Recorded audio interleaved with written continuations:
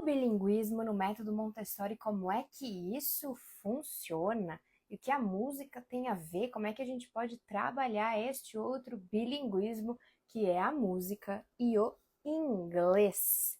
Hoje a gente vai falar com a Jéssica Oliveira, ela vai responder, ela é professora de inglês, ela vai responder hoje isso pra gente, como é que funciona o bilinguismo no método Montessori. Ela que é dona, diretora da Montessori Tree House, que é a primeira escola Montessori bilíngue lá de Rio das Ostras, se não me engano, no Rio de Janeiro. E vamos vendo se o nosso som aqui está bom antes de chamar a Jéssica. E para isso, eu preciso explicar para vocês como é que funciona quem tá caindo de paraquedas aqui, como é que funciona esta série de lives que nós estamos fazendo toda semana neste mesmo horário, às terças-feiras, às 8h30 da noite, que é a sala de professores. Esse é um espaço que eu tenho reunido professores Montessori e professores de música. E assim a gente vai trazendo temas diferentes toda semana. Eu trago um tema diferente para a gente discutir sobre o ensino musical e o ensino musical Montessori. Então são coisas diferentes também que a gente precisa se atentar. Então, toda semana eu trago e os convidados vêm aqui, eles contam um pouco, os entrevistados vêm, eles vão contar sobre a vida deles, sobre a trajetória deles, para a gente entender um pequeno contexto de por que aquela pessoa está falando sobre aquele determinado tema. E aí a gente fala um pouquinho do assunto e tudo mais, e no final eles trazem um bônus, que geralmente é uma atividade que a gente, como ouvinte, vai poder usar depois para trabalhar com as crianças.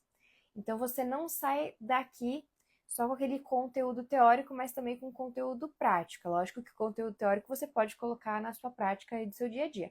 Mas para te dar algo a mais, algo que você possa lembrar aí da gente no cotidiano, tem esse bônus que eu vou trazer, que cada convidado traz, né? Então, eu vou chamar a Jéssica.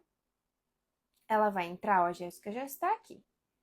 Ela vai entrar pelo Montessori Tree House. Antes de chamá-la, eu preciso primeiro abrir minha série de meu roteiro, porque eu fico aqui acompanhando e fazendo registros. Muito importante para mim, eu gosto de registrar. E vamos lá. Vamos chamar a Jéssica. Enquanto ela está entrando, vocês vão a gente conversar hoje. Eu sei que todo mundo tem muita coisa para fazer, então a gente não vai ficar aqui até a noite. Boa noite, Jéssica! Olá! Tudo bom? Tudo. Vocês estão conseguindo me ver direitinho? O som tá bom? Para mim tá perfeito. O pessoal vai dizendo aí, acho legal vocês irem comentando, gente, como é que tá realmente. É bem lembrado, Jéssica, eu ainda não tinha perguntado disso, ó. Tá vendo como é bom ter uma outra pessoa que pensa nessas coisas. Vamos lá. Eu só o meu ângulo aqui para vocês me verem melhor, porque para mim eu tava cortando, mas agora eu tô aparecendo perfeito. Quando a gente entra, a gente fica inteira, depois a gente corta. E aí, como você tá? Tudo bem? Estamos bem aqui. Deu para fazer tudo hoje? Nunca dá, né? O gestor, ele tem uma vida, eu vou te contar, principalmente no final do ano, parece que você vive 2 anos em um só. Você vive esse ano e você também vive o ano que ainda nem chegou, tudo no mesmo. É verdade, tem essa sensação também. Tem essa sensação. Ufa, mas então vamos lá. Tô contando pro pessoal que você acabou de inaugurar a Montessori Tree House, aí em das Ostras, que é a primeira escola Montessori bilíngue daí. E eu tô colocando esse contexto, mas tem muito mais de Jéssica por trás disso. Você trabalha com bilinguismo, você já tinha uma escola, né, que trabalhava o inglês no método Montessori. Então, queria que você contasse primeiro esse seu trajeto dentro do método e dentro do ensino, para contextualizar e depois a gente entra mais a fundo nesse tema. Então,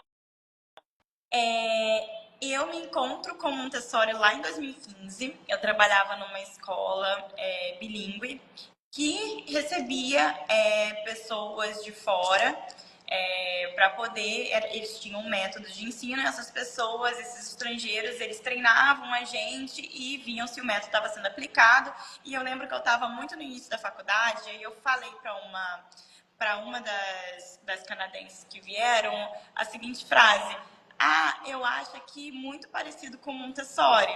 Só que na faculdade a gente só estuda Montessori em educação especial. E eu falei que, mas aqui não é uma escola de educação especial. E a canadense falou para mim, mas Montessori não é só para crianças especiais.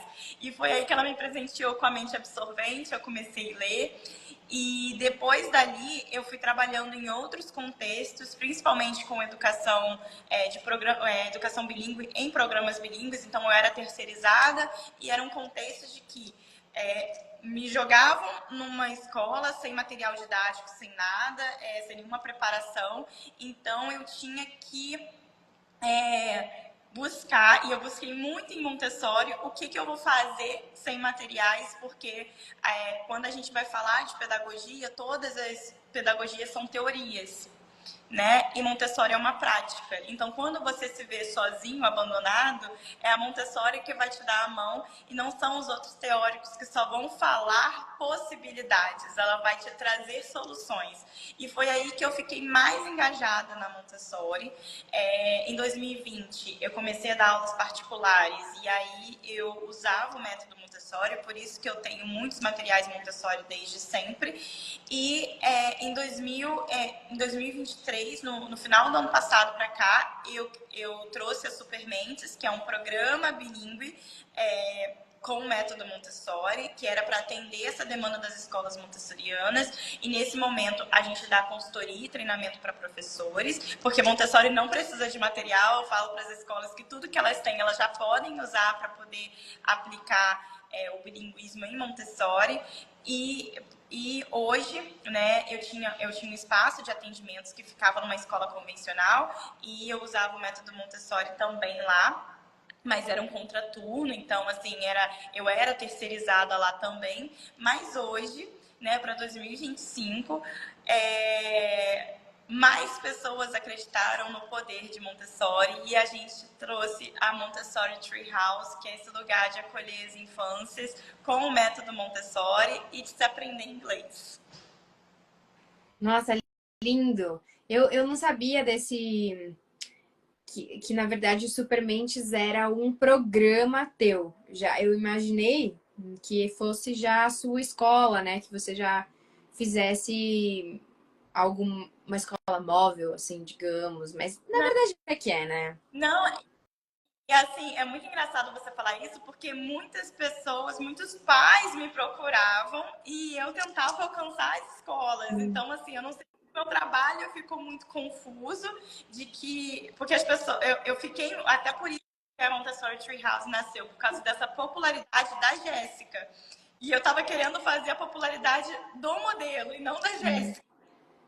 É, no fim, é no fim o que é a nossa marca é a gente mesmo, né? Então, você leva o método, você soluciona isso, que é maravilhoso, o bilíngue no método Montessori, mas eles vão porque eles confiam na Jéssica, eles conhecem o teu trabalho, não é qualquer bilinguismo, é o método da Jéssica, é como a Jéssica aplica, né, o Montessori.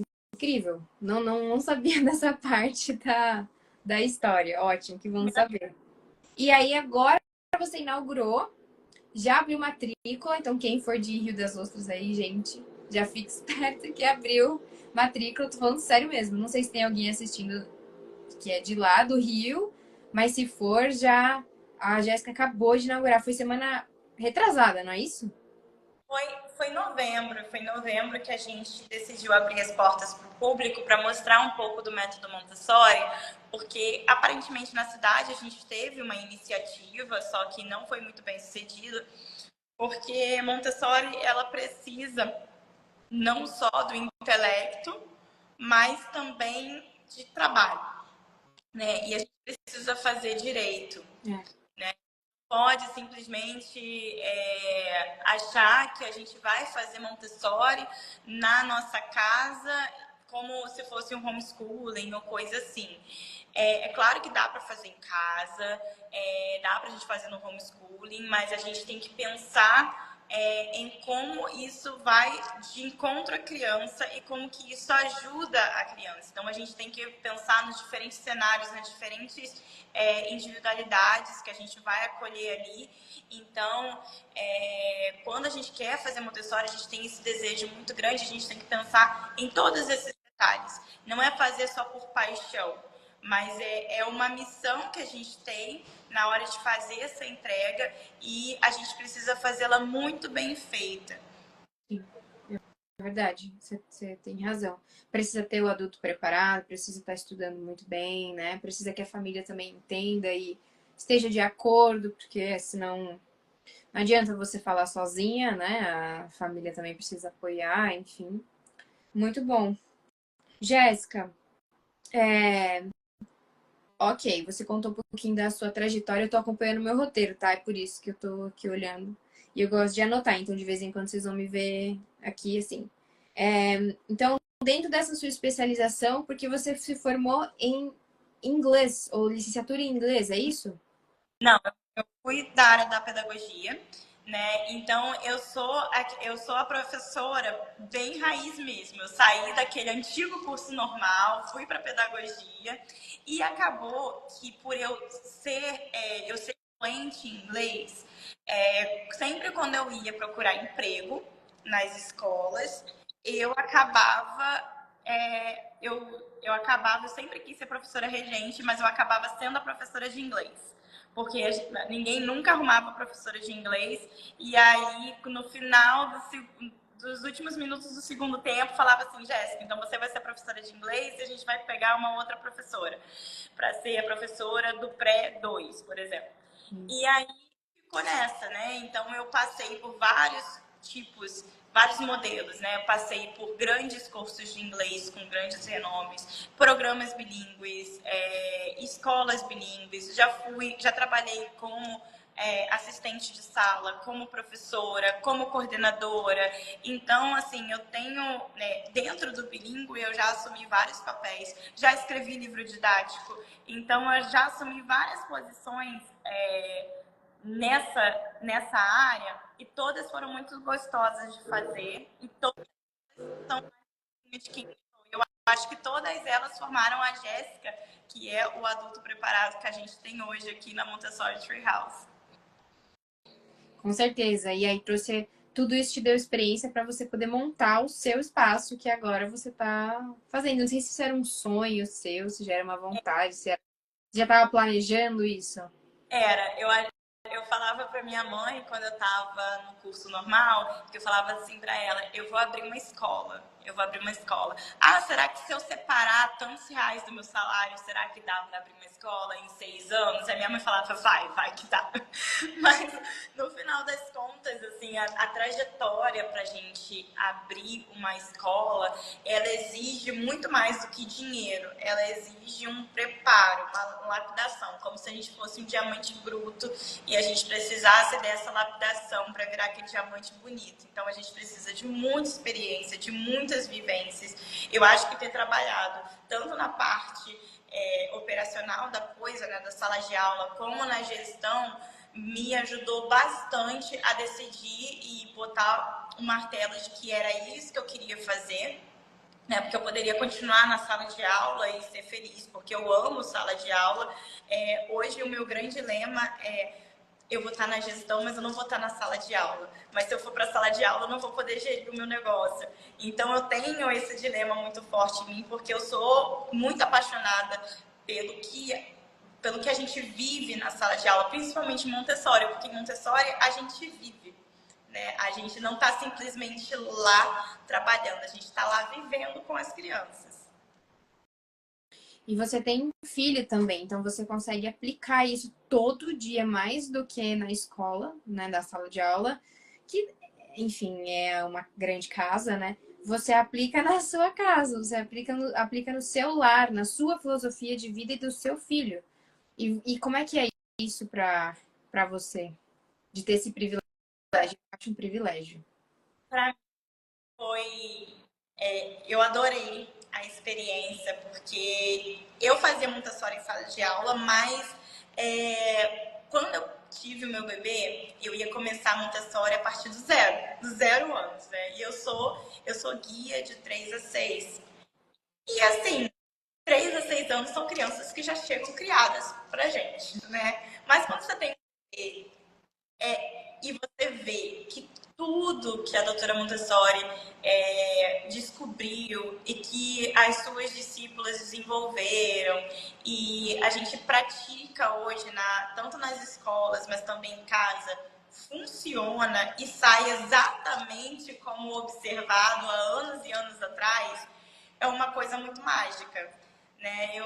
Eu fico muito surpresa, tanto que hoje, elaborando, a gente vai ter os cursos, né, de introdução a Montessori para pais e professores, e aí eu olho para os meus slides e eu vejo que em nenhum deles eu precisei pesquisar no Canva, eu só botei foto do meu filho e vídeos do meu filho fazendo o que era proposto e tendo o resultado que a gente estava esperando. Faz isso para ele ter, para ele conseguir começar a andar, para ele rolar, para ele sentar. Então tudo acontecia, né? O uso da caixa de permanência, o uso das argolas numa haste, tudo funcionava como falava. E eu fiquei, assim, eu acho que assim, eu acreditava na Montessori muito cegamente, mas eu descobri nesse momento que eu não acreditava tanto assim, que tinha muita coisa para descobrir ainda, e quando eu descobri, eu fiquei mais apaixonada e confiante que esse era o caminho, que esse era o caminho que eu queria seguir se eu quisesse continuar na educação. Sim. Quanto mais a gente estuda, mais a gente vê que tem que continuar estudando. É aquela coisa, a gente nunca acha que é bom o suficiente para vir aqui gravar um vídeo, por exemplo, ou para, né, montar um projeto tão grande como uma escola, enfim. É um assunto que também tem pano para manga, né? Então, eu queria também que você falasse pra gente sobre alguns desafios que você enfrentou aí. Pode ser em relação ao seu trajeto de vida dentro do bilinguismo, mas pode ser também nesse seu período de projeto de montar a Montessori Treehouse como uma escola bilíngue, que é a primeira escola. Então, como é que é isso, assim, sendo a primeira escola, qual a referência que você foi atrás? O que você pesquisou, o que você buscou, e o que você encontrou aí de dificuldade que a gente possa usar como uma forma de se prevenir, sabe? Eu sempre acreditei no bilinguismo desde a primeira infância, porque eu sou uma pessoa fluente em inglês, eu tenho certificado como educadora de inglês, né, de língua inglesa para crianças da educação infantil e ensino fundamental pela Universidade de Cambridge. Tenho certificado de proficiência e tudo isso eu fiz e tudo isso eu conquistei sem ter saído do país para aprender um idioma. Né? Então, antes de fazer toda essa jornada acadêmica, eu já era fluente em inglês e por isso que eu consegui chegar lá. E eu aprendi na infância. Então, eu venho como fruto de que o bilinguismo na infância funciona. E eu acho que o meu maior desafio no bilinguismo é convencer outras pessoas que a primeira infância é o melhor momento de se aprender e é o melhor momento de você plantar essa sementinha para que você continue estudando lá na frente. Talvez você não continue no ensino fundamental, talvez você só continue estudando lá quando você estiver no ensino médio, ou quando você chega na fase adulta, porque você começou a trabalhar e agora você pode custear os seus próprios estudos. Mas se a sementinha foi plantada lá na infância, você faz uma conexão permanente no seu cérebro que você tem facilidade para aprender, não só esse idioma, como qualquer outro idioma.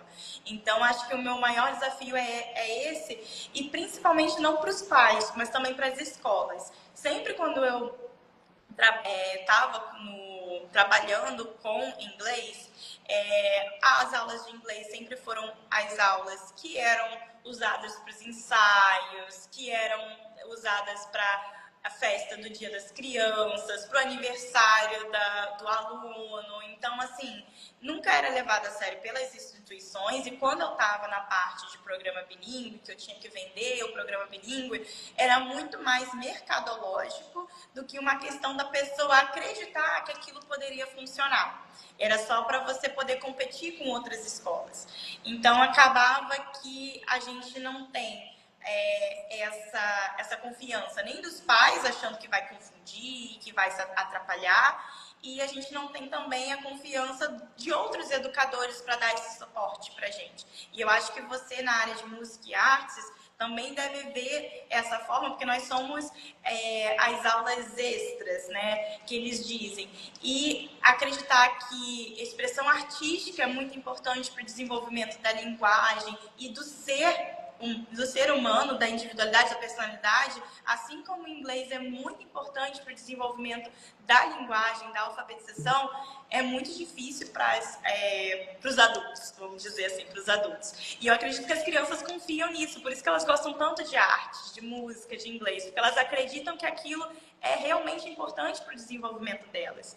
Enquanto os desafios de abrir uma escola montessoriana que é a primeira da cidade, primeiro desafio é burocrático, porque é uma empresa que é muito burocrático, a área da educação é muito burocrática, é muito mais fácil você abrir um curso livre do que você abrir uma instituição de ensino formal. E a segunda dificuldade é, por ser pioneira, você precisa educar o público. Existe um público que sabe, mas existe um público que, quando vem aqui, não consegue dar valor à grande área verde que a gente tem, da disposição da sala de aula, do fato da gente falar inglês com a criança, do fato da gente... Aqui a gente tem artes com musicalização, a gente tem aula de programação sem telas, então são detalhes que enriquecem o nosso currículo, mas que muito pai não entende para quê. Porque para muita gente ainda a escola de educação infantil é um lugar para deixar a criança brincar. Mas também é um lugar que, quando a criança está com 6 anos, por que meu filho não está lendo? Porque meu filho não está escrevendo. Então, existe essa educação do público de entender por que a educação montessoriana é a melhor para o meu filho, por que a gente está aqui querendo fazer diferença, qual é o nosso valor. Então, acho que esses dois grandes desafios que a gente tem, tanto burocrático como esse desafio de conquistar o nosso espaço no coração das pessoas, são grandes desafios na hora que você abre uma escola que é a primeira, né? Eu tô, assim, toda hora, não sei se aparece para vocês, mas eu tô toda hora fechando o meu microfone, porque eu tô aqui com uma barulheira, não quero que te interrompa o meu som. Mas isso que você falou, nossa, eu penso tanto, porque assim, essa história de colocar a música e o inglês, eu falo meio inglês, assim, meio o inglês como uma aula de extra, com aulas extras, eu nunca entendi, acho que nunca vou entender por que que isso acontece, porque não é tão levado, é superestimado, eu acho, nesse sentido de que você não precisa colocar seu filho, que é pequeno, ele tem menos de 6 anos, para num ensino bilíngue, numa aula de inglês, porque ele não entende nem o português, né? Tipo, para que eu vou colocar ele no inglês? Ele não vai entender nada, e afinal de contas, ele tá lá para aprender matemática, né? Assim, com menos de 6 anos, ele tem que dar conta de tudo isso. Então, ele não consegue, ele é incapaz, e eu não vou colocar, prefiro só no português. Ou, que eu acho que já não é bilinguismo, vai para um e outro lado extremo, que eu já vi que também escolas fazem, que é assim, estamos no Brasil, ó, aí, Jéssica, você vai me falar a sua opinião, mas eu acho isso meio errado, nunca colocaria meu filho numa escola que faz imersão de outro país. Eu acho que o bilíngue tem que ter um limite, assim, para ele também. Não sei se você concorda com isso ou não. Na minha visão, eu acho, assim, que ele acaba isolando a criança do país que ela tá, e parece que ela tá vivendo em outro lugar. Então, é assim, é a cultura de lá, a tradição de lá, é a rotina de lá, é o programa educacional de lá, a gente só fala a língua de lá, então assim, eu preciso criar um relacionamento com a criança, não consigo usar, não posso usar o português em nenhum momento para criar o meu vínculo. E, Uhum. e ela mora no Brasil, então o que ela tem de base, ainda que esteja no lugar do bilíngue, que ela vai conseguir aprender os dois, mas ela ainda tem essa referência, porque ela sai da escola e ela fala português com o resto do planeta. Então eu vejo assim que existe um limite também de onde a gente tem que ir. Aí você vai me falar como a especialista, porque eu também não sou especialista no bilíngue. Essa é a minha experiência como professora de uma escola. Sou professora numa escola bilíngue e já fui professora numa escola que se dizia bilíngue, mas na verdade era uma imersão para um outro país, né? Assim, uma outra cultura, de uma outra tradição. E eu achava aquilo errado, porque eu, na música, não conseguia trabalhar tantas coisas importantes para as crianças que eu era obrigada a trabalhar só aquela cultura e acabava perdendo uma gama imensa de repertório, de possibilidades para trabalhar, porque era a imersão, era além do bilíngue, sabe? Aí você vai me dizer se existe mesmo isso, se eu estou muito enganada ou não. É importante para você absorver o idioma. É assim que a gente aprende português, a gente está imerso no português. Mas existe realmente essa linha tênue das pessoas quando elas vão ter um programa bilíngue ou quando elas vão ter o próprio projeto bilíngue da escola. E eu vejo, assim, aqui na minha cidade, por eu morar do lado de uma cidade que é uma cidade que é capital do petróleo, a gente tem muitas escolas que são imersivas no inglês por conta dessas multinacionais que chegam aqui. Mas quando você vai ver a rotina dessas escolas, realmente eles privilegiam, eu vi escolas fazendo praticamente um feriado para a independência dos Estados Unidos e nenhuma menção honrosa para o Brasil, né? E aqui na escola a gente tem como princípio muito o que saiu nos últimos estudos sobre o bilinguismo, principalmente no trabalho da Ingrid Finger e do Biratan Alves, que eles têm um livro, né, que é o projeto de pesquisa deles, chamado Alfabetização Bilíngue em Contextos Monolíngue e Bilíngue. Alfabetização em Contextos Monolíngues e Bilíngues. E ali eles descobriram, né, em diversas pesquisas, que quanto mais fluente você é na sua língua materna, mais fluente você é numa língua adicional. Você só consegue descobrir como é paralelepípedo em inglês porque você sabe em português e você me pergunta e eu te dou de volta. Então eu só consigo te falar, por exemplo, o nome dos materiais montessorianos porque primeiro eu soube em português e aí eu fui pesquisar como era em inglês e agora eu sei.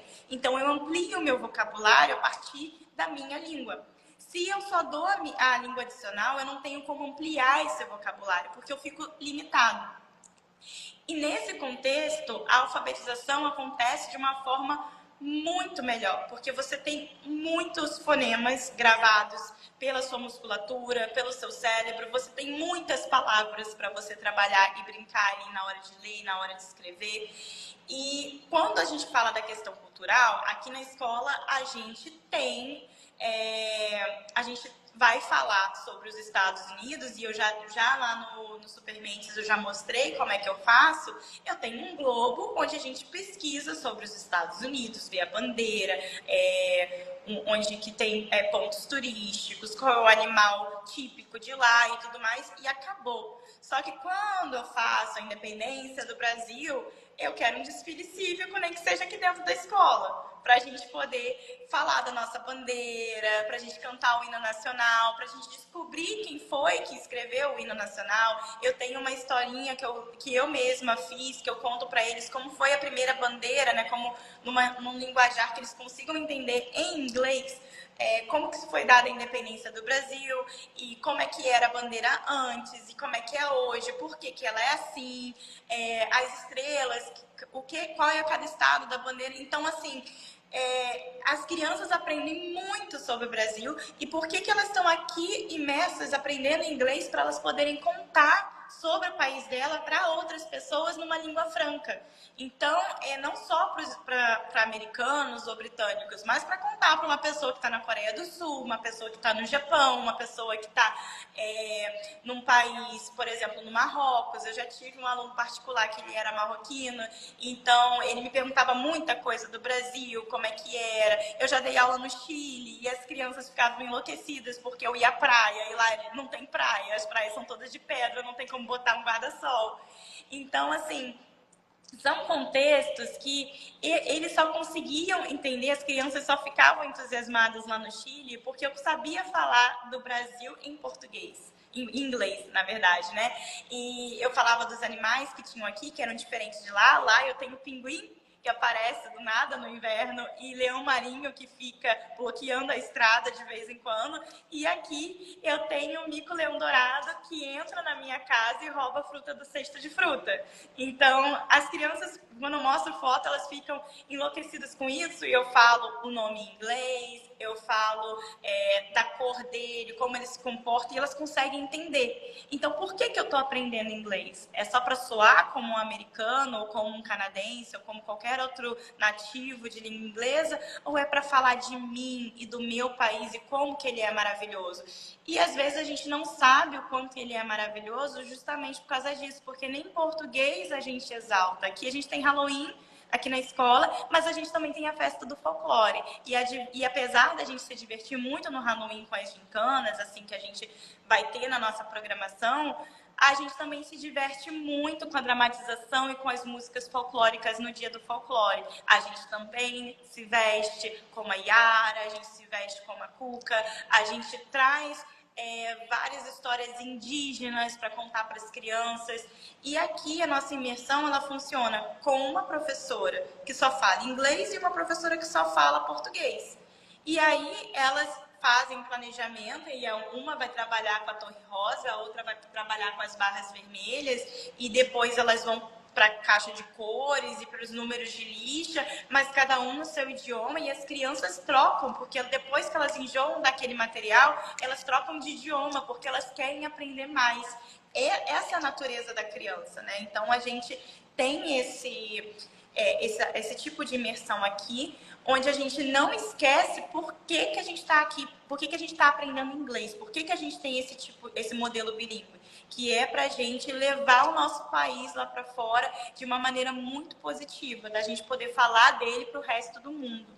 E o bilinguismo nesse jeito que você está trazendo é o bilinguismo mesmo, que é muito valioso. Aliás, você falou várias coisas que são muito valiosas aí, da questão do vocabulário, da questão de você expandir, você poder falar de você e, enfim, criar pensamento, né? É muito legal que, assim, quando você aprende uma nova língua, você expande, você falou, você expande sua forma de pensar. Então, por que a gente é tão diferente de um alemão, por exemplo? Porque eles formam frases de formas diferentes. A gente forma a frase de um jeito, eles formam frase do outro. O americano também, lá é tudo invertido, né? Eles colocam o verbo em outro lugar, em outro momento. Então, a forma de pensar dele, de montar uma estrutura de frase, já vai condicionar o pensamento que ele vai ter. O vocabulário também, né? A quantidade de vocabulário, você vai conseguir se expressar até um limite. Se você tiver mais vocabulário, você se expressa mais. E na música é legal porque a gente acaba conversando muito no mesmo ponto. Acho que o bilinguismo e a música nesse sentido, né? De trazer mais vocabulário, de trazer mais som, de trabalhar a cultura de outros lugares, que é o que a gente aproveita muito, que eu às vezes bato um pouco aqui no meu Instagram de falar isso, do tipo, gente, como que você vai ensinar? Pra que eu tô na minha aula de música lá falando com as crianças de 3 a 6? Pra que eu tô trazendo uma dança, sei lá, da França para eles? Para que eu estou trazendo toda essa cultura? Que traz de benefício se eles não estão lá, eles estão aqui no Brasil, né? Para que eles vão estudar isso? Logicamente, para eles aprenderem que existe o diferente, que existe que a gente tem que respeitar, que eles pensam de outro jeito lá, que eles têm uma tradição diferente, que a rotina é diferente, que a casa é diferente. Então, tudo que você falou que eles ficavam maravilhados com você contando, né, lá no Chile. Nossa, maravilhados com o Mico Leão e tudo mais. a criança também fica maravilhada de conhecer o outro que é tão diferente dela e que tem tantas similaridades, né? Então, descobrir que em outro lugar muito longe dança uma música que é tão parecida com uma dança que a gente tem aqui, eles amam isso. Então, é assim que você ensina para ele o respeito, a empatia, assim que você ensina para ele que o outro é diferente, mas ele é válido, que tá tudo bem, que a gente tem que respeitar os fogos de artifício. Eles aparecem. Enfim, então acho que nesse ponto o bilinguismo do inglês, né, e o português conversa bastante com a música, com a arte em si, falando da música, porque é a minha especialidade, mas acho que a arte em si traz tudo isso, né? A música, ela dentro do inglês, ela conecta as pessoas, ela deixa muitos alunos meus, eles, durante as aulas particulares, eles vêm por causa de seus ídolos, né, cantores. Às vezes eles vão além, às vezes é um guitarrista, às vezes é um baterista. Então a música, ela tem esse papel de unificar e juntar as tribos e de gerar interesse. Então, na educação infantil, às vezes a gente traz um instrumento para poder marcar o passo da formação de uma frase. Às vezes a criança tem dificuldade de fazer um som, porque tem sons da língua inglesa que não existem na língua portuguesa. Então a gente pega um instrumento, como por exemplo aquele famoso som do TH que a gente faz. A gente traz um instrumento de sopro para a criança ficar treinando. Então existe ali na música algo que conecta não só as pessoas, mas também que conecta elas à linguagem. Eu tive uma aluna particular no ano passado que ela tinha muita vergonha de responder as perguntas, porque ela tinha medo de errar, mas eu sempre pegava ela cantando nos corredores. Então eu pedia para ela cantar para mim a resposta e assim ela foi e começou e conseguiu finalmente sair do nível básico para o nível intermediário e foi para os Estados Unidos com os seus 16 anos, feliz da vida, que conseguiu se virar no restaurante, no hotel, conseguiu sair sozinha com a mãe e foi isso, foi através da música, deixando ela confortável e trazendo muita música de artistas que ela gostava para poder ampliar o vocabulário, trabalhar a gramática, tirar às vezes, tirar a música, né? Botar só um instrumental de uma música que ela gosta para ela se concentrar numa bateria de exercícios, né? Então, a música tem esse papel, né? De conectar, de trazer o interesse, e eu acho que é uma coisa que nos torna muito mais humanos, assim. Eu acho que é uma característica humana nossa que nos torna muito especiais, diferente dos outros seres vivos. Mesmo que os pássaros cantem,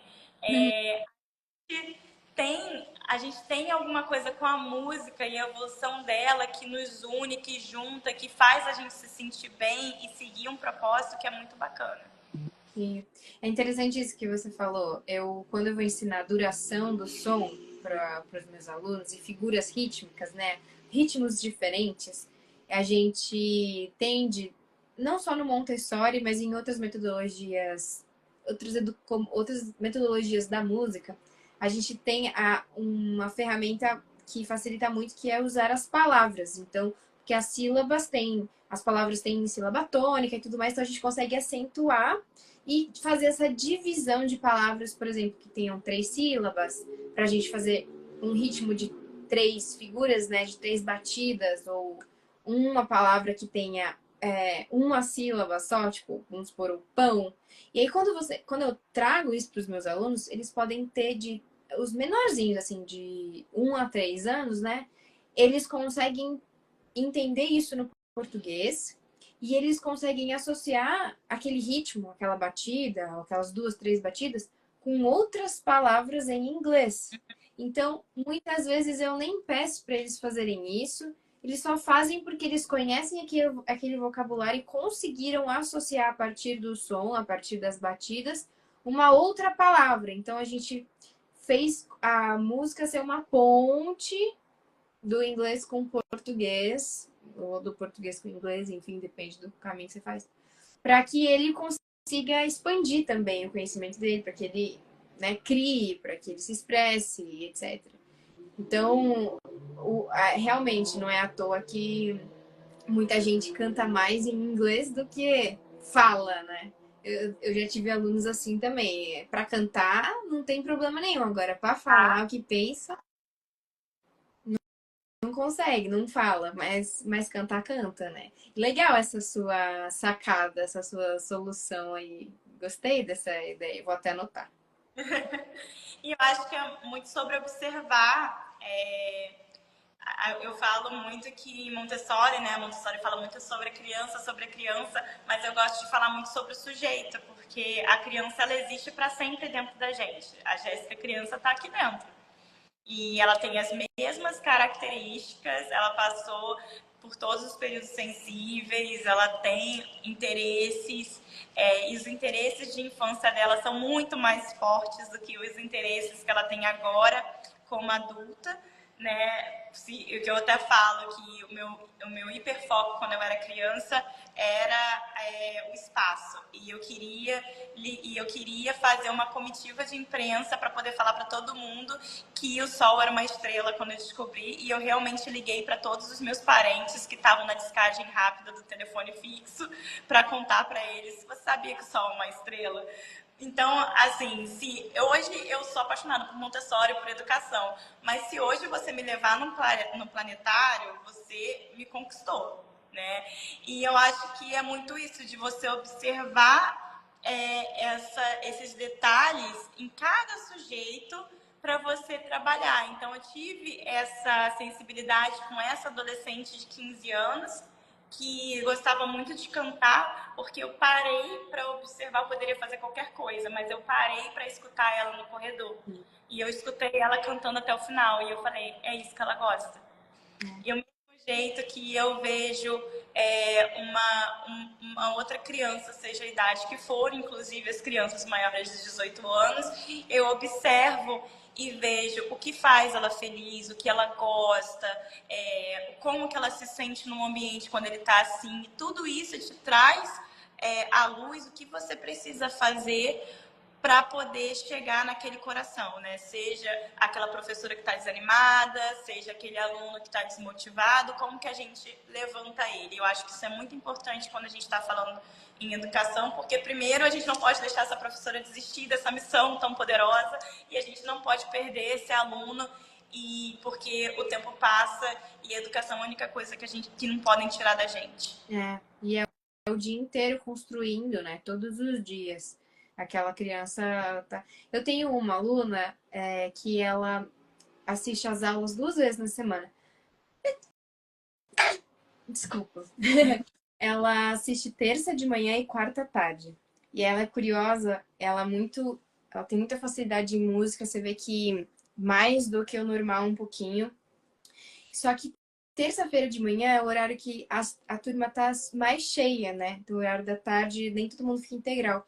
E ela se incomoda muito de participar, porque a sala tá mais cheia, a linha tá mais cheia de gente, então ela fica mais tímida, ela já não quer participar, ela já observa de longe, ela senta lá para trás. Quarta-feira à tarde, ela participa de tudo. Tudo. E ela já tá sabendo, mesmo não tendo participado ativamente, né, com o corpo ali fazendo na terça, chega na quarta-feira, ela já lembrou, já fez, já tá. Então, e eu, no começo, eu até ficava assim, vem fazer a aula, não sei o que, não sei o que. Depois que eu conversei com ela, eu falei: o que acontece que na terça-feira ela já é maiorzinha, né? O que acontece que na terça você não gosta? É muita gente. E eu me sinto meio incomodada. Então tá, parei de ir atrás muito assim, né? De deixar ela no tempo dela, que ela vai participar. Graças a Deus ela tem a chance de fazer na quarta-feira. Então a gente só tem que observar, porque se fosse uma professora, acho que não conhecesse Montessori, que não entendesse, acho que do ritmo de cada um, né? Talvez ficasse lá enchendo o saco da coitada e ia só piorar a situação, né? Porque ela ia, pô, é aí que ela não ia querer mesmo fazer a aula, né? Uhum. Um caso. Eu queria voltar um pouquinho antes da gente seguir para algumas pessoas que estão comentando aqui. teve a Fernanda, que ela comentou quando você estava trazendo os seus desafios. A Fernanda é mãe de um aluno meu, do Bento. E ela escreveu assim: pois é, Jéssica, também vejo esse desafio. Poucos acreditam nesse desenvolvimento da primeira infância no bilinguismo, né? A gente estava falando disso. Fico feliz que a minha iniciação científica é, fiz exatamente essa pesquisa, famílias trilingües. E aí ela fala isso. E eu lembrei que há 2 semanas atrás, estava conversando com algumas mães e eu falei para elas: olha, a filha de vocês já me responde em inglês. E eu não tinha ainda, ela tem, sei lá, 2 anos e meio. E eu ainda não tinha visto ela me respondendo em inglês. A gente ainda não tinha conversado em inglês. Ela entende o que eu falo em inglês, mas ela não me responde ainda. Ela ainda me responde em português. E naquele dia, 2 semanas atrás, eu falei pra mãe dela, eu falei, nossa, ela essa semana me respondeu. Ela fez um comentário, aliás, ela não me respondeu assim, tipo, yes, no. Ela fez um comentário em inglês de um assunto que a gente estava ali trazendo despojadamente, sabe? Só conversando antes de começar a aula. Eles estavam me trazendo a cor do sapato deles. Ah, e o meu é branco, o meu é azul. E eu falei, o meu é branco. Aí ela me trouxe, sentou do meu lado e falou, o meu é rosa e tem essa flor azul. Falei, nossa, isso eu não tinha ouvido ainda ela falar. Comentei com a mãe dela e ela falou, realmente. Ela começou a responder, ela sempre entendeu, né? Porque em casa o pai fala inglês, aí é uma imersão mesmo, que ele é americano, e a mãe só fala em português. Aí eu falei, então, não seria legal você procurar um espanhol para ela fazer? Ela, tô querendo uma babá que fale espanhol, que é o trilingue. Aproveitar que já tá nessa brecha de aprender línguas e se jogar. Eu acho que é interessantíssimo. Se tem a possibilidade, né? E tem mais um outro comentário da Vânia, acho que foi para você, Jéssica, que a Vânia falou: o seu planejamento é maravilhoso. Faz toda a diferença na formação da criança. Parabéns. O método Montessori consegue expandir o conhecimento humano. Isso mesmo. Quer comentar? Olha, a gente, acho que o método Montessori é difícil desassociar o método à pessoa, né? Quando a gente fala essa frase que consegue expandir o conhecimento humano, eu vejo que a Montessori ela estava exatamente querendo propor isso, né?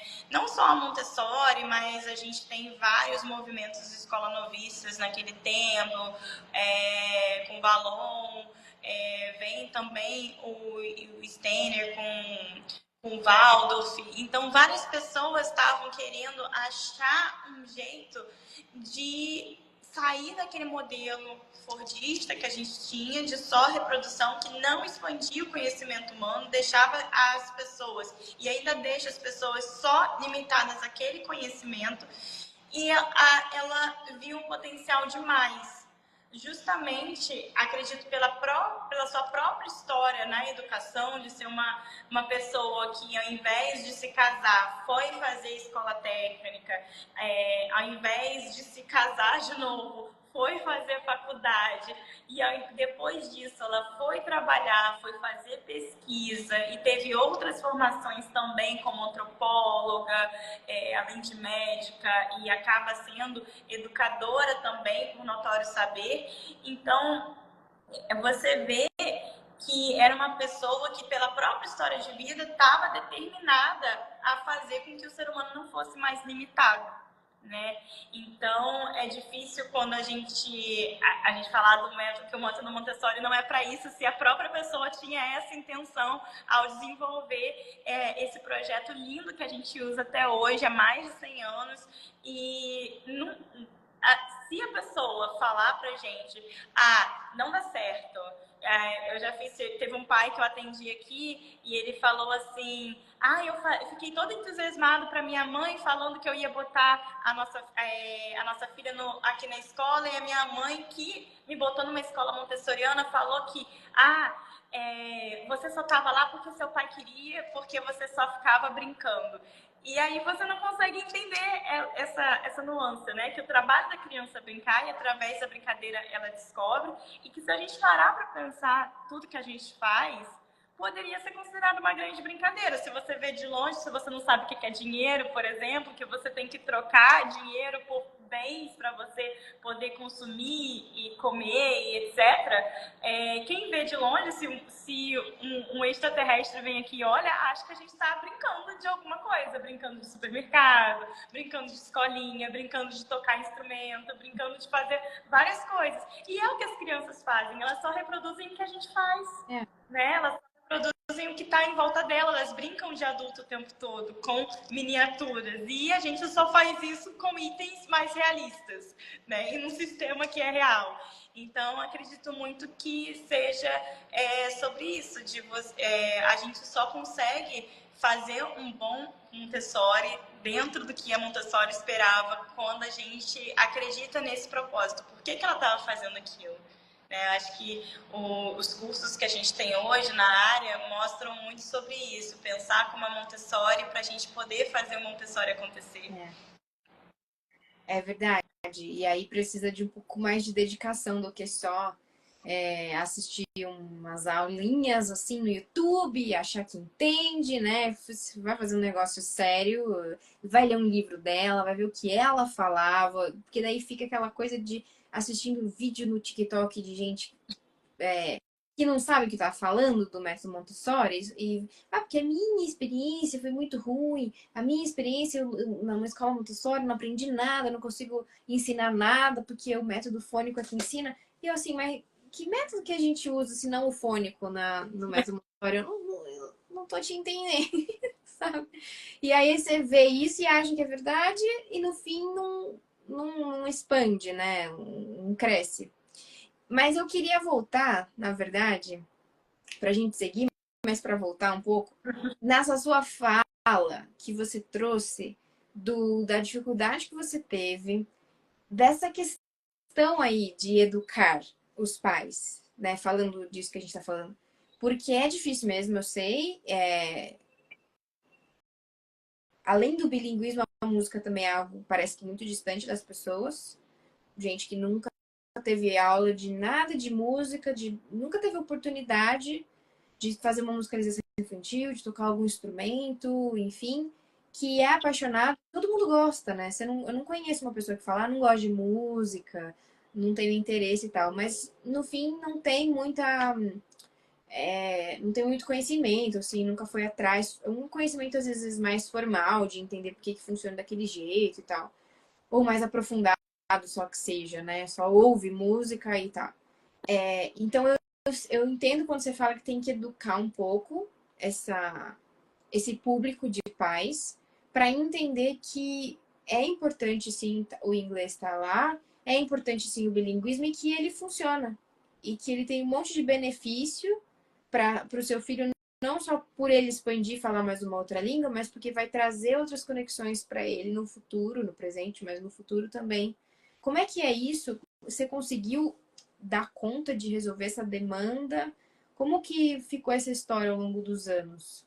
Eu acho que todo dia eu dou conta só mais um pouquinho. Uhum. Todos os dias é um tijolinho que a gente vai colocando, porque é muito difícil quando você vai falar de todos os benefícios de uma criança bilíngue.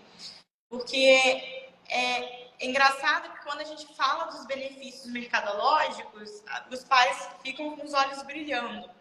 Mas existem benefícios na saúde, porque já foi comprovado que crianças bilíngues ou que falam mais idiomas, elas têm probabilidade de não desenvolver Alzheimer ou demência, mesmo que isso seja uma questão hereditária ou genética.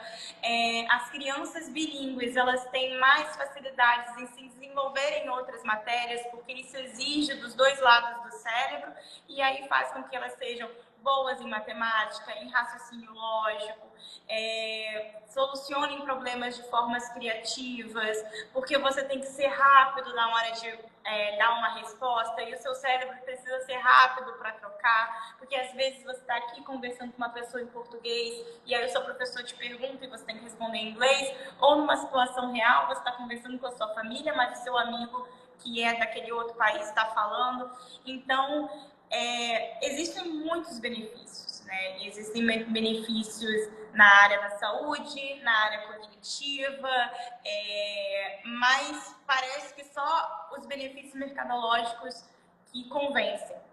E a gente está sempre nessa corrida. E eu preciso colocar um tijolinho, principalmente por eu ser uma educadora montessoriana, de o que é bem para a criança, não só para o mercado. Porque a gente tem que sempre pensar que a gente vive num sistema,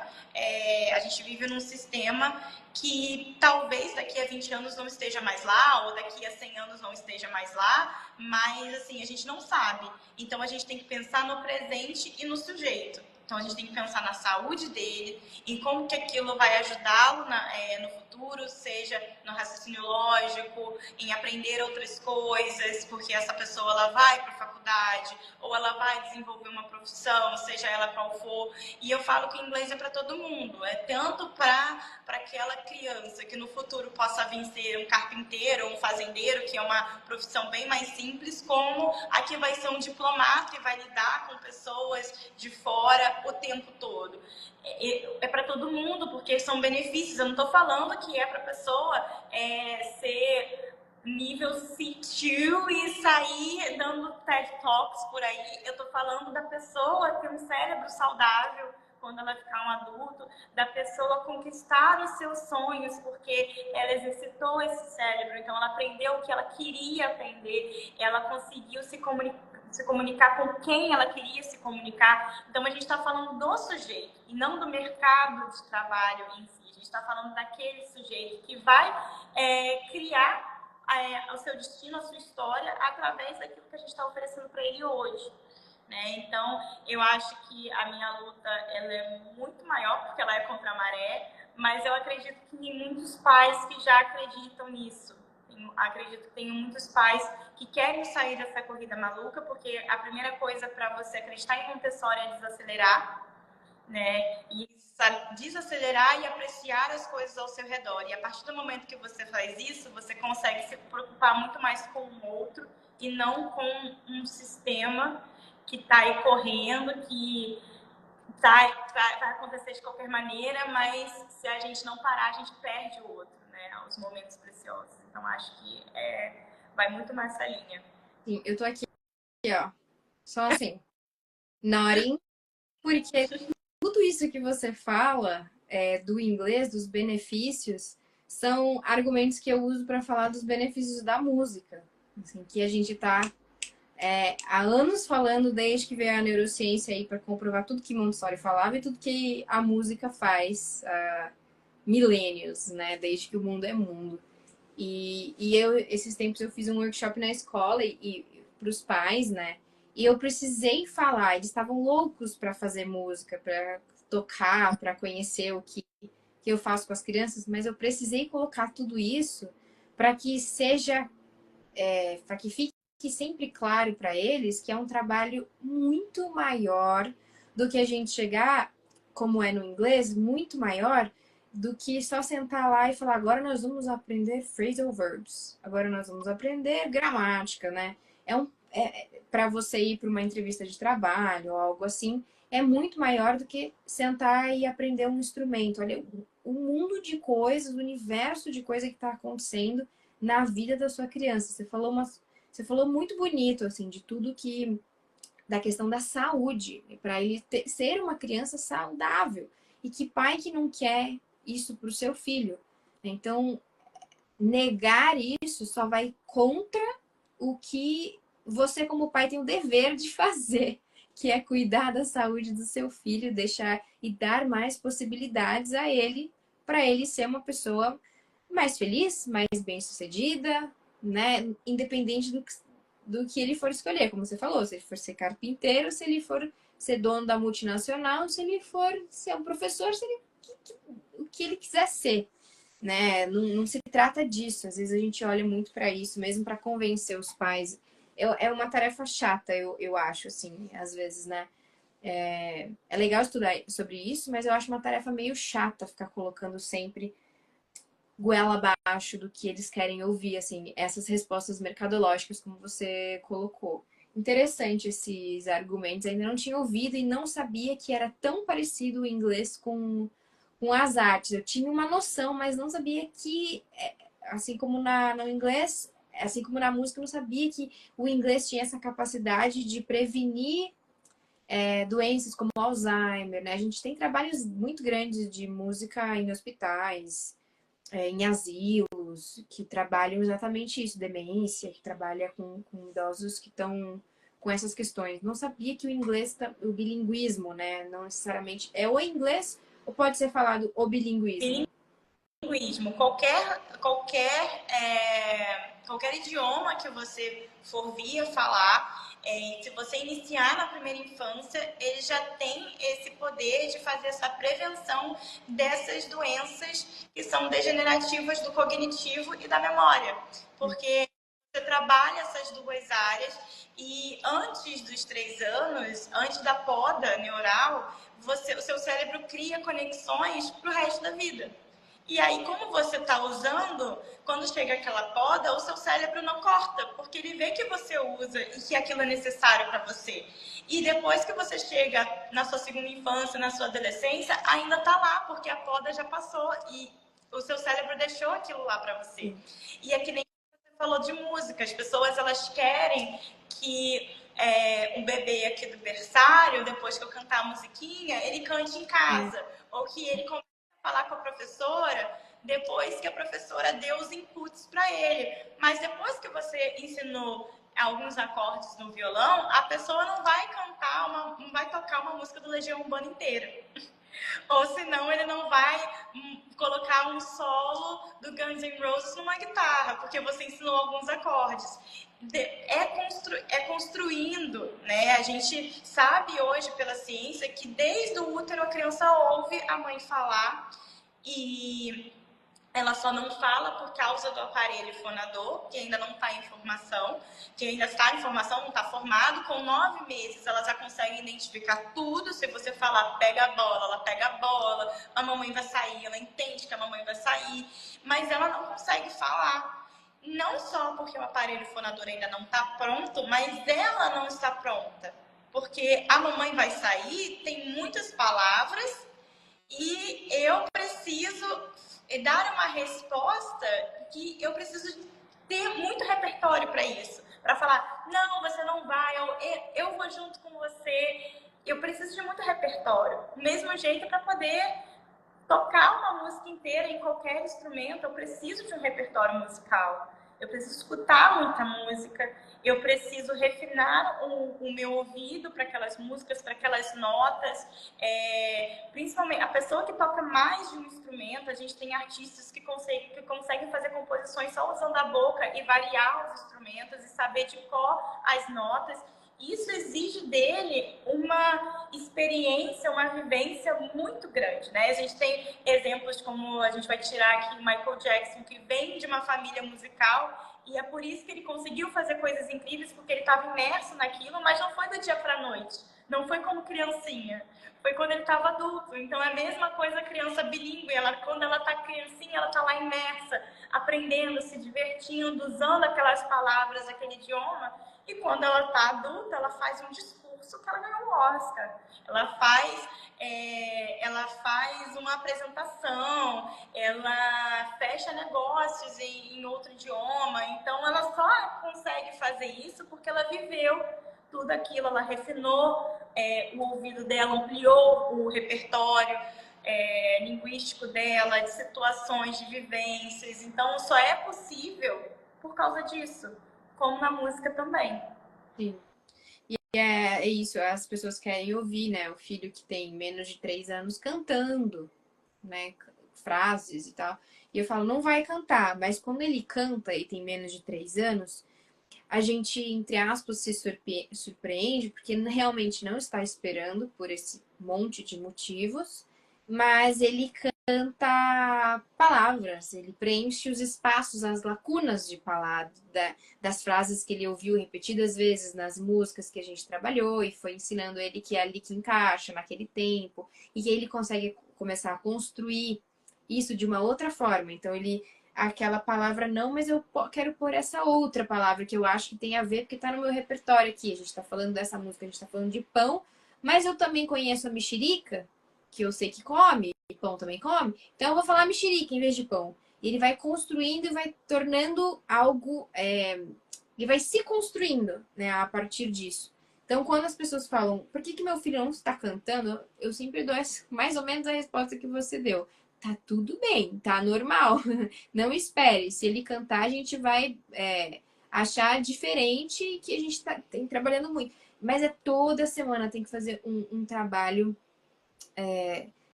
repetitivo com eles. Eles aprendem fácil, mas a gente precisa focar. Agora, a coisa mais linda que eu acho é ver uma criança cantar pequenas palavras e completar as frases das canções, sabe?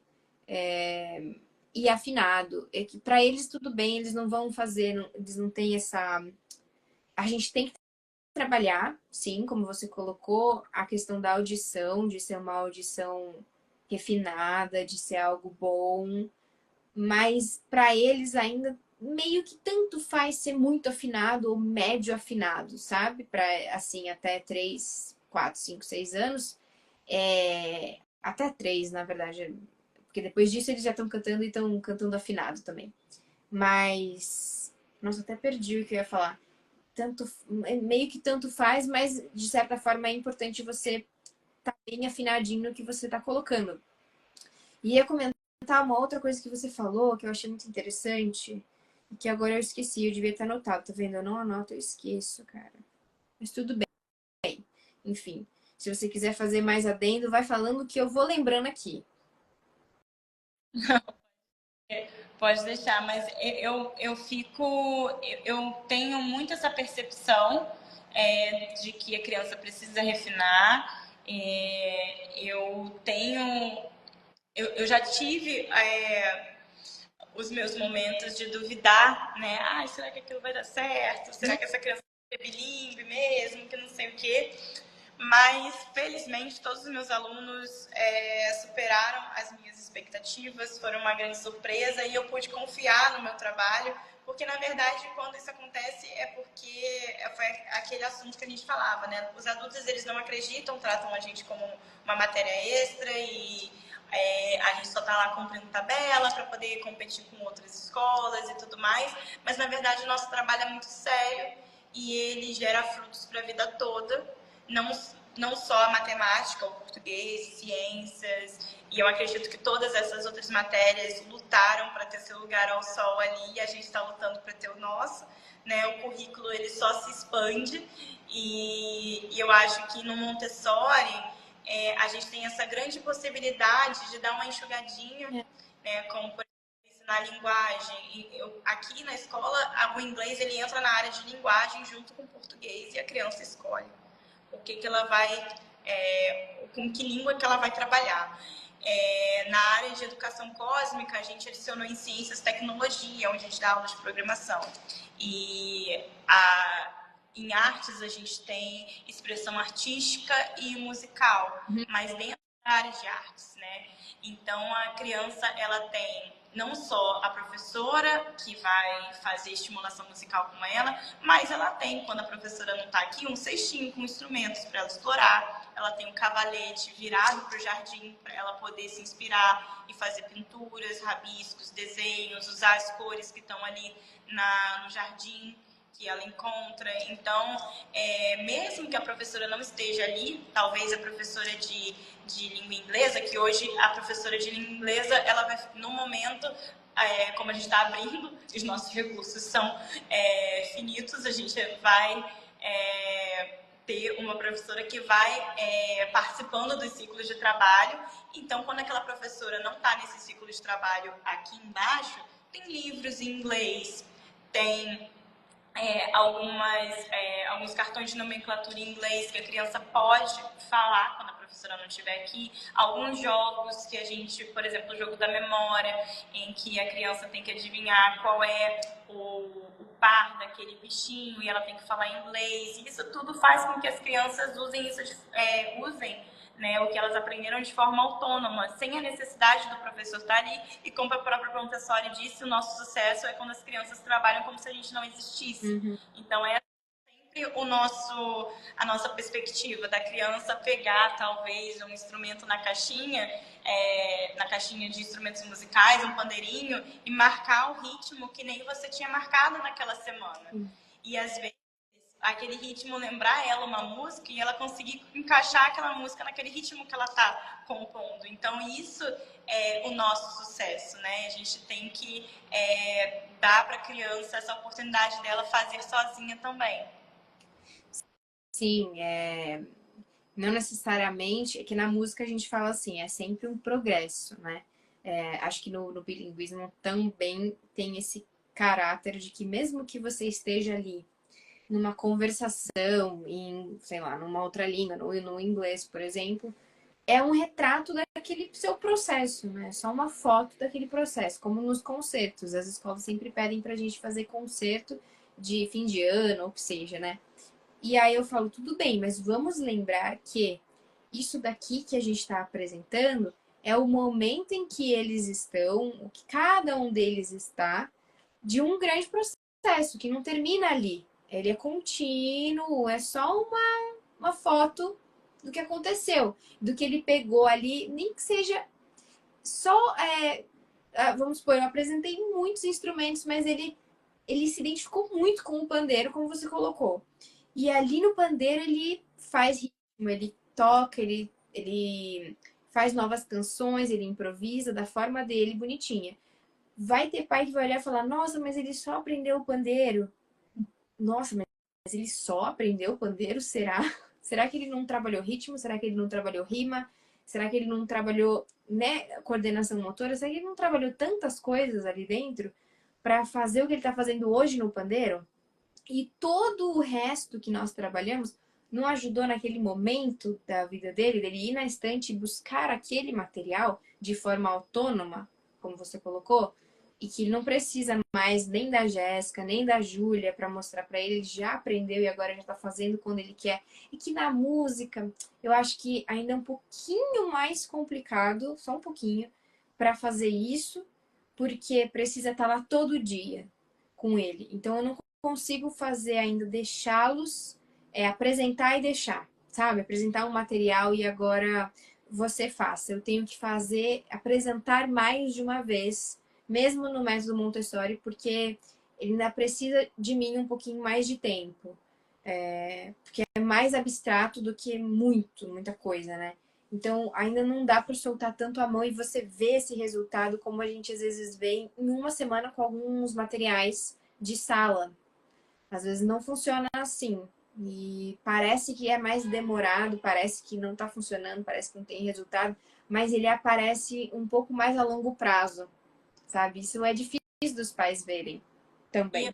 E o que eu gosto do Montessori é que as coisas, a gente sabe que não é para ontem, é a longo prazo, mas dentro do método as coisas acontecem, eu acho que muito rápido, né? Eu lembro que em matemática, em inglês, eu penei com uma criança com as barras vermelhas e azuis, e das barras vermelhas e azuis a gente passou para a área de operações, mas depois que a gente... E assim, foi muito difícil o princípio, né? Que é aqueles primeiros materiais para introdução de matemática, até a gente chegar em centena, dezena, unidade, etc. E chegar nos caderninhos para poder fazer o cálculo. Mas quando chegou no caderninho e a criança resolveu todas as contas de mais, depois ela quis ir para a subtração e no final do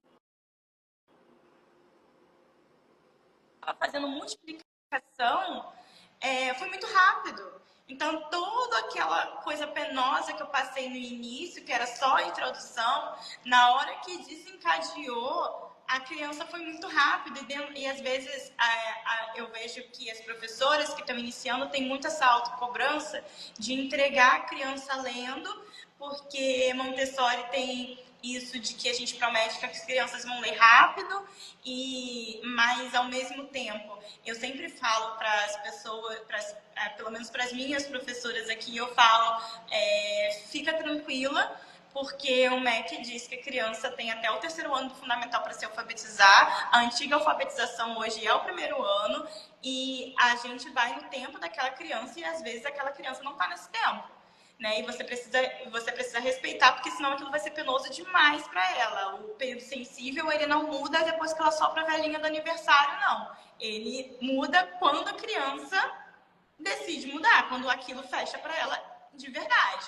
Então, assim, você precisa dar o tempo da criança, não se afobar, não se apressar, que a criança vai cumprir aquilo que está sendo esperado, e a partir do momento que você apresentou todos os sons, mostrou para ela como formar a primeira palavra no alfabeto móvel, dali para frase e depois para colocar aquilo escrito no papel, começar a criar os primeiros livretos, é muito rápido, é tudo uma questão de semanas. Às vezes, na mesma semana, ela vai de um material para o outro. Então, assim, o início é penoso. Você constrói uma casa, você vai fazer a fundação, vai preparar o terreno, parece que nunca vai sair nada de lá. Mas depois que você levanta as paredes, a casa começa a tomar forma. E dali para casa ficar pronta, pintadinha do jeito que você quer, é muito rápido. É a mesma coisa com a criança. A gente começa preparando, parece que vai dar tudo errado, a gente tá cansado pra caramba, mas depois que ela pega, nada mais segura. Ela só vai. É isso. E o que a Montessori fez nesse programa, ela foi genial, assim, né? Ela dizia que não tinha inventado a roda, né? Ela estava organizando a casa, pelo menos em música, assim, ela estava colocando as coisas em ordem. Porque ela não inventou realmente nada. De novo, muita coisa que a gente usa estava sendo dita por outros educadores. E só que ela fez algo que eu acho incrível, que ela ensina, ela alfabetiza, né? Tanto na leitura tradicional da língua, mas ela ensina musicalmente, faz a alfabetização musical. E eu acho que uma das coisas mais incríveis da alfabetização musical não é porque ele vai sair de lá um erudito que vai tocar partituras e tal, tal, tal. Não é isso, porque ele vai ser independente. Você ter a possibilidade de ler uma partitura musical é você poder ir à China e tocar aquela partitura, alguém te dá uma partitura que é um símbolo universal. E você vai ler e você vai se comunicar com aquela pessoa. E acabou, você já vai criar uma conexão em qualquer ambiente que você tá. E você não precisa de alguém para te dizer, essa música aqui é esse acorde, tá? É aqui XYZ. Essa nota aqui, tá aqui no pentagrama, é a nota sol. Não. Leu, você sabe ler, você lê o que você quiser. E qualquer música de qualquer lugar, de qualquer tempo, é atemporal. Então você lê o que você quiser e você fica independente, você fica autônomo, você não precisa depender da barra do professor. Eu sempre bato nessa tecla com os meus alunos particulares, porque às vezes fala assim, os pais falam, mas ele é tão pequeno para ler partitura, né? Fala, mas uma hora tem que começar. E imagina, a Montessori criou o programa de música de leitura de partitura de 3 a 6, que é algo dificílimo. E ela fazia as crianças lerem e serem independentes. E elas mesmas construíam as próprias melodias, as melodias que elas cantarolavam. E elas estavam lá fazendo. Então, ela pensou na independência em todos os âmbitos. Ela pensou na integridade, assim. Ela foi realmente fora do tempo dela, né? Eu queria, se você não quiser comentar mais sobre isso, eu queria que a gente passasse para nossa atividade. Você pensou em alguma coisa? A gente nem chegou a conversar disso, né? Na verdade. Assim, quando eu tava lendo o roteiro, eu pensei numa coisa que é o que todo professor de inglês usa, mas não sabia que estava sendo Montessori, né? Que são duas atividades. A primeira são os cartões de nomenclatura que a gente tem em Montessori, que são os famosos flashcards, que sempre que você vai num curso de inglês, os livros, eles vêm com encarte de flashcards para você trabalhar com as crianças de todo o vocabulário do livro. Isso são cartões de nomenclatura que permitem que a criança associe a uma gravura ou uma foto aquele vocabulário que está sendo aprendido. E o outro que eu fiz a minha vida toda, e quando eu descobri que a Montessori fazia, eu pensei, caraca, então assim, é assim desde sempre. É a lição de 3 tempos, que é uma característica muito intrínseca no método Montessori, e não foi ela que inventou, isso vem de Segan. E a lição de 3 tempos consiste no primeiro tempo você nomear para a criança. Então, se você tem os flashcards, você vai nomear para a criança, né, aquele vocabulário. No segundo tempo, é a criança reconhecer aquele vocabulário. Então, eu vou pedir para você falar para mim aonde está o cat, dog, bird, e você vai só apontando. Então, eu sei que você consegue reconhecer essa palavra quando eu digo ela. E o terceiro tempo é você ter esse output, que é falar aquele novo vocabulário. Então, na maioria das vezes, eu faço um jogo onde, às vezes, eu peço para a criança olhar e fechar os olhos e eu escondo um, seja um flashcard ou uma miniatura. E eu pergunto para ela, what's missing? Aí ela vai falar, cat, dog. E aí depois é a vez dela de esconder e pede para outra criança. Quando eu estou em pequenos grupos, quando tá só eu e ela, só eu faço isso.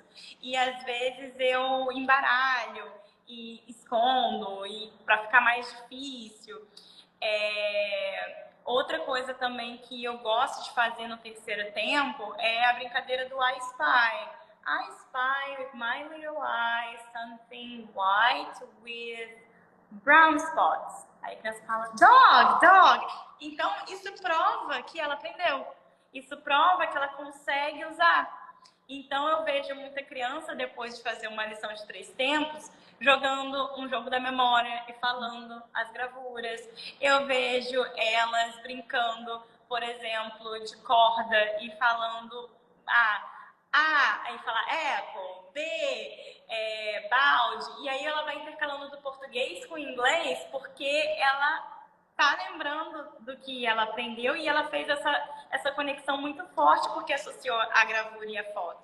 Então, acho que uma atividade prática que a gente pode usar em qualquer contexto bilíngue, seja curso de inglês, programa bilíngue, projeto bilíngue, escola bilíngue, são os flashcards com a lição de 3 tempos, que é uma coisa muito intrínseca do método Montessori, é como a gente apresenta vocabulário, é como a gente enriquece o vocabulário das crianças desde o toddler, desde lá da sala do nido de 18 meses. É assim que a gente vai fazendo, até quando a gente chega no fundamental, a gente utiliza dessa prática e dá certo. Nunca falhou. Sim, nunca falha. E eu faço muito eles também na música, né? As pessoas não fazem isso na música, não tem esse de usar os flashcards, né? Não sei por quê. E geralmente se usa aquele flashcard da figura que não é verdadeira, né? Um desenho, sei lá. A gente às vezes dá dessas. Mas o flashcard faz muito sucesso pra mim quando eu tô ensinando timbre. Então também faço a lição de 3 tempos. Quando eu vou ensinar uma canção que tem uma história. Não dá pra fazer de muitos jeitos. Realmente é uma ferramenta que é meio infinita, assim, de atividade, né? Você não precisa ficar estreita numa coisa só. E é uma coisa barata, porque você mesma pode desenvolver na sua casa, no seu computador, você imprime, plastifica e vai para sua sala de aula de qualquer tema que você quiser, de qualquer vocabulário que você quiser desenvolver. Não é um material, e inclusive os materiais da Montessori, eles só são caros hoje, porque se a gente for pegar os vídeos e as fotos antigas, ela fazia tudo de papel. Então, é uma coisa barata de se fazer e dá muito resultado, dá muito resultado. Eu tenho lá no almoxarifado caixas e caixas de flashcards eu gosto muito de aquarela, né? Então, com os maiores eu uso ilustrações realistas aquareladas e para poder dar neles também a sensação de querer fazer, imitar aquelas gravuras. E com os bebês, né, tanto no berçário quanto com os toddlers, eu uso a foto. Né? Gosto de usar a foto de uma fruta, um bicho. E é sempre um espanto quando eles veem alguma coisa muito diferente. Principalmente eu trabalhei com eles um inseto. Então eles vendo uma mosca bem grandona assim, e eles morrem de rir porque eles nunca viram. E já não causa o mesmo espanto nos maiores, porque eles já estão acostumados. Então, eu gosto muito de fazer esse paralelo, né, de com os maiores usar uma ilustração realista para poder instigar eles a reproduzirem artisticamente de alguma forma e com os maiores, com os menores apresentar o mundo do jeito que ele é. Sim. É isso aí. A gente acaba atiçando a curiosidade deles, né? Levei esses dias a música do 12 Days of Christmas. Não sei se você conhece. E Eu acho que essa eu não conheço. Acredito que eu não conheço. Vou mandar a coisa mais linda se você quer trabalhar vocabulário também. Muito linda essa canção. E é uma canção cumulativa, né? Então, eu levei cada figura num card, os 12 cards. Na verdade, 24, porque depois eu fiz um outro jogo. E aí, eu cantei na canção e tal, mas não foi suficiente. Então, eu tive que apresentar card por card, né? Figura por figura, porque eles queriam saber qual era o nome de cada figura. Então, qual o nome deste animal, que no geral parece bastante animal, bastante pássaro, né? Com nomes muito diferentes. Então, o partridge, o turtle dove. Então, eles não conheciam. Então, daí fica querendo saber. Então, você acaba estimulando essa curiosidade de qualquer faixa etária para conhecer vocabulário, né? Para saber como que fala, para saber que som que faz, o passarinho, a vaca, aquela vaca. Enfim, acho que é um material que todo mundo tinha que usar no mundo inteiro. Qualquer método, né? Jéssica, eu não vou mais te prender, que eu sei que você também tem uma criança em casa que te espera.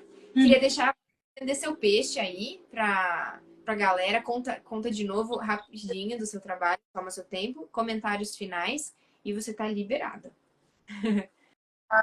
Então, gente, como vocês acompanharam, eu sou professora de inglês há mais de 10 anos e sou a idealizadora da Supermentes, que é um programa bilíngue para escolas montessorianas. E a gente funciona da seguinte maneira: a gente treina professores, dá consultoria para as escolas, para elas implementarem o bilinguismo dentro das escolas delas de uma forma, como eu falei aqui com a Ju, que é uma forma que respeita a nossa cultura e também promove um bilinguismo autêntico, que é para as crianças ampliarem seu repertório cultural. E eu também sou a diretora e idealizadora da Montessori Tree House, que é o primeiro espaço montessoriano de Rio das Ostras, que é bilíngue, e a gente está recebendo crianças a partir de 2025 para viver Montessori na prática aqui. E aprender muito inglês, aprender muita música, muita arte e conhecer o mundo no tempo deles, conhecer mais sobre os seus próprios interesses e expandir todo esse conhecimento para que eles sejam autores do seu próprio futuro. Então, essa é a minha deixa. Se vocês quiserem, se vocês são de Rio das Ostras, no Rio de Janeiro, venha conhecer o primeiro espaço Montessori que a gente tem aqui na cidade. E acompanhar a Jéssica aqui no Instagram, você tem YouTube? Eu tenho o YouTube da Supermentes, onde eu falo sobre Montessori, falo sobre bilinguismo e também tenho algumas atividades montessorianas de alfabetização, alfabetização bilíngue principalmente, que é que eu falo bastante, porque eu quero desmistificar isso de que, mas ele vai confundir as línguas, mas vai atrasar na alfabetização, vai atrasar a fala. Na verdade, um ajuda o outro. E vocês vão ver lá no YouTube, também é Supermentes Educa, o nome do canal do YouTube, e lá tem muito conteúdo de Montessori e bilinguismo, e eu acho que vocês vão gostar. E aqui no Instagram é Supermentes Educa e Montessori Treehouse BR. BR, isso mesmo. Muito bem. Obrigada pela sua presença, Jéssica. Foi muito bom conversar com você. Estamos aqui à disposição. Espero que, enfim, a gente consiga fazer mais projetos juntas e levar a Montessori e o bilinguismo para todo mundo que precisar. Obrigada. Obrigada a você, Ju. Boa noite. Até a próxima. Beijo. Beijo. Tchau. Pessoal, boa noite. Espero que vocês tenham super aproveitado essa live, esse encontro de hoje. Terça-feira que vem temos mais um encontro. Aí nós vamos falar de sensorial, do mundo sensorial dos bebês, com uma professora que trabalha comigo, que é a Alissa. Ela tem um Instagram, depois eu vou passar aqui para vocês. Então, aproveita para seguir a Jéssica, segue o trabalho dela. A gente tem muita coisa para aprender com ela. Eu aprendi muita coisa hoje, muita coisa mesmo. E é isso. Encontro vocês terça-feira que vem, às 8h30 da noite, aqui neste mesmo canal, Bate Canal. Um beijo, tenha uma boa semana.